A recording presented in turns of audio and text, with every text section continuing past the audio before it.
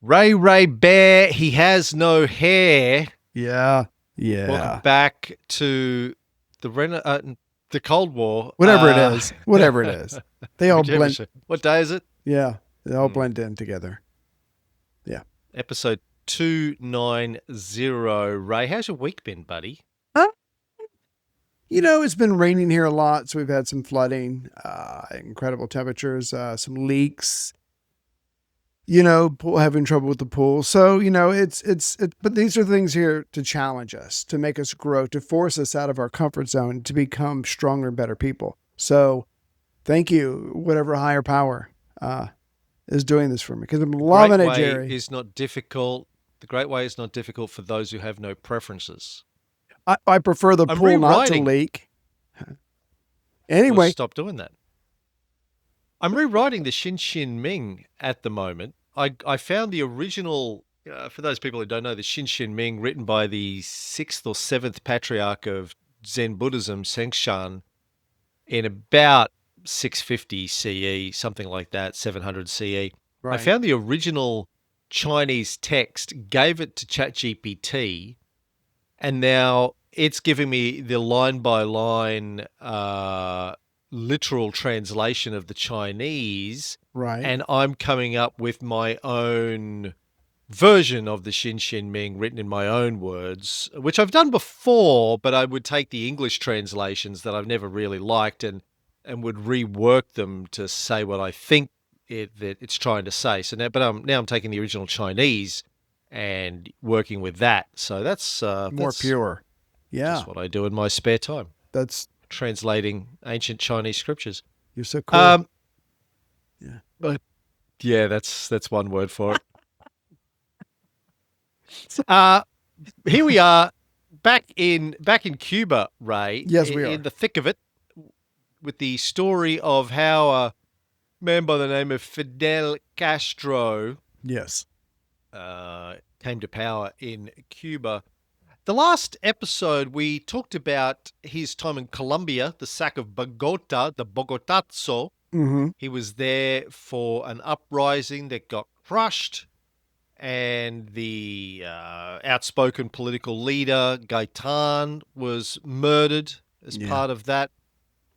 And it sort of strengthened Castro's conviction that real change in Latin America could not be achieved through the ballot box, but it didn't stop him from trying to do it through the ballot box in Cuba, as we will see. Right. Well, I think it's interesting because he's still a young man, and he is still very young. I think it's safe to use the word obsessed, or whatever the appropriate word is, with political thought and theories, and he loves sitting around the headquarters of their party organization house and just talking for hours and hours and hours. But at the same time, like you said, he's starting to say, you know what, all this yak isn't getting anything done. The people are still suffering. We need action. And I'll do the elections because that's one thing that might bring about change. But just in case it doesn't, he starts thinking about a plan B, revolution. So again, he's coming into his own. He's going to fall in love, but he's reading these heavy tomes.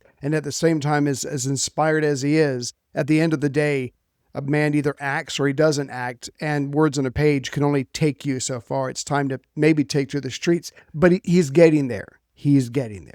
But I just wanted to ask you real quick, is it true to think that, because it seems to me, Castro has yet to meet an uprising that he didn't like? I mean, he loved to be in the thick of the things. He's been beaten up a couple of times. He's going to get beat up a couple more. I mean, we just talk because we're podcasters, but the idea of him being able to jump into the fray willingly, getting his ass handed to him a couple times. I mean, for those who might not think that he's sincere in his beliefs, he certainly is willing to put his ass on the line for these very beliefs in helping other people. Yeah, I think he's, as we'll see, he's at a very young age dedicating himself to making Cuba a better place. Like, he's 22 at this stage. He's born in 1926. After he gets back to Havana from Colombia, it's April 1948. So he's 21, about to turn 22. A few months away from turning 22, already in the thick of it, in the thick of revolution. By the time he gets back to Havana, the media in both Colombia and Cuba had mentioned the involvement of two Cuban communists Right. in the Bogota riots. Now, at this point in time, Castro wasn't a communist. There were communist organizations. There was a communist party in Cuba. There were communist student bodies and action groups, as they're called, like paramilitary groups. Mm-hmm. He was not really involved in any of those. In fact, he was part of the group that was fighting against the communists, even though he had some friends that were communists. Right. And the real Cuban communists had stayed out of the whole conflict in Colombia. But then, as now, Yeah. anything's going on, you just blame it on the communists. Oh, it was the Oh, communists. yeah. Right? We're talking very early Cold War, right? 1948. Yeah. World War II has only been over for a couple of years. Churchill's just given his "an iron wall has descended" speech. Across the line. The Cold War is they're still sort of feeling out the Soviet Union and the dividing of Germany. They're still trying to figure out the play. Yeah. The Soviet Union doesn't have the bomb yet, but already, if any trouble is being caused anywhere, you immediately just blame it on the communists. Well, I think of it as Cuba is close enough and is aligned with the American political experience. You can call them a USA light. That communism is the bogeyman. Like you said, anything bad, you just blame it on them, or you just assume, or whatever. But it sticks. And the Communist Party, like you said, stayed away from this, and they're staying away from other things, and they're trying to be peaceful, and they're trying to bring about change peacefully. And it doesn't matter because they're getting a bad rep with everything that's going on, and there's a lot of violence, and there's going to be a lot more violence. So they can't win for losing. But again, like you said, he's not really tainted with him. But just like the Communist Party is getting these bad things assumed of them, this kind of the same is going to be happening to Castro just because of the friendship. So again. But I'd love this next episode we're about to do because he's in the middle of a transformation. He's reading these books and he's thinking, it's time to do something. So we're about to see this very brave young man enter a larger stage, and he's eager for it. He's not afraid. He's ready to go. And I just think it's kind of cool. As you probably know, I didn't know anything about Castro before you came along, and I've been like, Castro, whatever. One of the many. No, this guy. I don't. There's a lot to admire about him, and we're going to see how sincere he is. So the general secretary of the student union at the University Havana at the time, Alfredo Guevara, no relation to Che, he was the best known communist militant on campus. Right. Was on good terms with Fidel. After all of this news broke and Fidel came back and people were saying, hey, other communists were saying, hey, this guy's giving us a bad rap and he's not even a member of our group. Alfredo was like, Fidel, he likes to cause trouble. He's out there in the middle of it. Yeah. Meanwhile, Castro's political hero Eddie Chibás, the leader of the Orthodox Party, was still alive and was a candidate in the upcoming presidential elections to be held on the 1st of June, 1948. Yes. Here we go. Castro campaigned for Chibás, went on tour with him, sometimes acted as the warm-up speaker for him. But the government's candidate for the presidency, the former Labor Minister Carlos Prió, won the election by a comfortable margin. Yeah, I think a lot of people just saw Chibás as someone who was just too unpredictable. And I don't know about Australia, but in America, we take our elections very seriously. The last thing we would ever do is elect someone who is spontaneous, who is unpredictable, who goes against the norm. We just find that kind of thing unsettling, and therefore we don't. Would never happen. We don't vote for people like that. No, but I think Prió was seen as the safer bet. Go ahead, sorry. Stable geniuses. Very stable geniuses. Right. That's what you like to vote for. A room full of adults is what we seek in our political elections. I'm done now. During the political campaign, Castro started accusing police officers of corruption, and this led many police to see him as a dangerous enemy.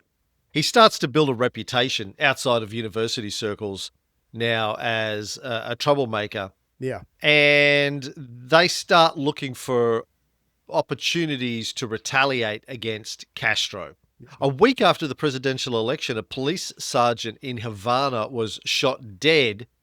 And according to police, before he died, he identified Castro as the guy who pulled the trigger. Yes. Another student was produced who claimed to be a witness, also identifying Castro as the gunman. Castro was arrested and claimed that the allegations were fabricated to discredit him. Fortunately for him, the witness changed his story before the trial began. He said he'd been bribed by police to accuse Castro, and the judge dismissed the case. But here we are, already in 1948, Castro's got a target on his back by the police and the government. He's already seen, he's 22 years old, he's already seen as being a firebrand, a troublemaker, and somebody they need to keep a close eye on, if not take care of. Yeah. I don't know about you, but the police handbook in Havana has only got 2 pages. Page 1 is you try to, set the guy up for the fall. And if that doesn't work, page 2, you shoot him. So hopefully Castro knows now that, when the cops are gunning for you, they don't have a lot of patience. There's not a lot of sophistication. They tried this. He better watch his ass from now on out. Over the summer of 1948, Havana was relatively peaceful, but when the students returned to university in September, trouble flared up again. The government had used the quiet season to raise bus fares on the National Bus Company, which had a significant impact on the working classes and the students who relied on bus transport. And it led to violent protests organised by students and trade unions. They set several buses on fire, and Castro was smack bang in the middle of all of this. And the story behind this is pretty interesting. How much research did you put into the whole bus fare incident? I think the word research is a little strong. You've never heard that word before? What is that word? I've read of it, but is that Latin? Is it I think it is dead language? Most people. Yeah, again, you keep using these older words that none of us use, and you don't look cool. If you want to tell the story, go ahead. Pretty interesting story. So Havana had an old trolley system, trolleys, right, as the public transport system. And they were long in the tooth, hadn't been upgraded in a long time. Infrastructure was a little bit crappy. Sure. So Cuba's new president, Prio, decided to throw them all out and upgrade them with a spanking new bus network. Awesome. Now, when I say he decided that, I think it's likely that there was a fair amount of pressure applied to him to do this. So, of course, as you said earlier on, Cuba at this stage is still pretty much an American colony. Yeah. American businessmen are looking for opportunities to make money out of Cuba if they have businesses on the mainland and they're looking for new markets. They're going to Cuba and going, oi, why don't you upgrade this or spend that or do this? And this whole bus thing revolves around an American businessman named William Pawley, Pawley. Right. Now, Paulie's an interesting character. He was involved in setting up the Flying Tigers group in World War II that we've talked about. The AVG, the American Volunteer Group of fighter pilots that were assisting the Chinese against the Japanese in World War II. Yeah. He wasn't a pilot, though. He and his brothers assembled the planes. They were the middleman that the Flying Tigers used. Right. Yeah. Right. So Paulie's father had been a wealthy businessman in Cuba. And when Paulie was young, he attended private schools in Havana. Then he returned to the US, studied at the Gordon Military Academy in Georgia.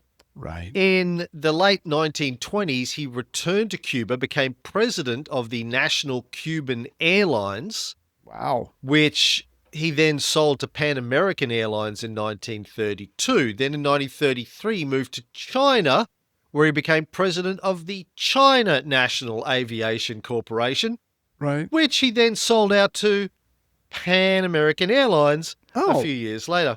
Huh. Then he assembled aircraft for the Chinese nationalist government. Then he set up the Hindustan African Limited Company in India in 1940. Mm-hmm. And then in 1941 got involved in building planes for the Flying Tigers. He was Wow. appointed by Truman as U.S. ambassador to Peru in 1945, then the U.S. ambassador to Brazil in 1948.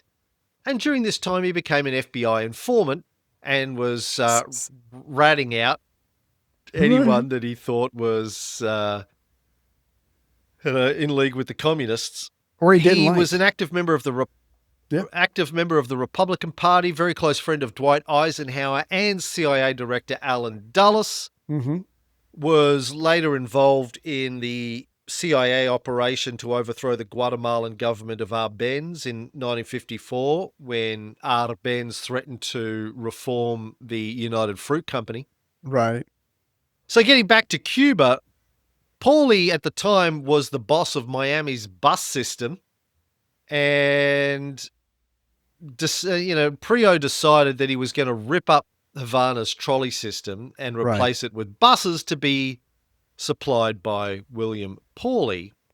And Prio guaranteed Paulie a minimum 8-cent fare for 25 years. Now, he was basically privatizing the public transport system. Right.